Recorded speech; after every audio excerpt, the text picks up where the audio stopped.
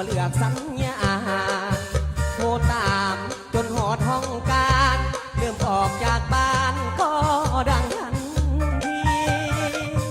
ย่านควรนี้เที่ยวหาสาวคบเพื่อนบ่ดีหากแท้จากใจผัวมีเสื้อเถิดคนดีบ่ได้นอกใจยามเฮ็ดงานทุกวันน้องโซเบอร์ใส่เสียงโทรดังขึ้นยามใดมือถือของอายต้องเป็นเบอร์เมียปิดเครื่องเฮ็ดงานกลับมาบ้านน้องอารมณ์เสียหาว่านอกใจลูกเมียน้องอารมณ์เสียแบบนี้ทุกวันมือถือของอา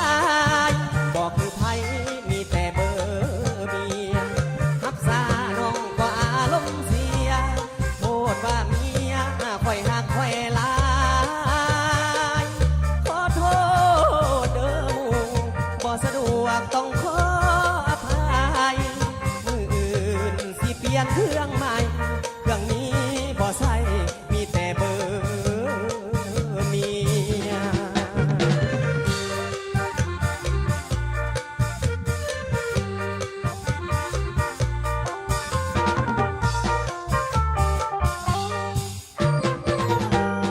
ยามเฮ็ดงานทุกวันน้องโซเบอร์ใส่เสียงโทรดังขึ้นยามใดมือถือของอายต้องเป็นเบอร์เมียปิดเครื่องเฮ็ดงานกลับมาบ้านน้องอารมณ์เสีย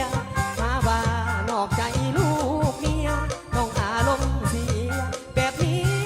ทุกวันมือถือของอายบอกคือไผมีแต่เบอร์เมียฮับซาน้องก็อารมณ์เสียโทษว่าเมียค่อยหักค่อยหลายขอโทษเด้อหมู่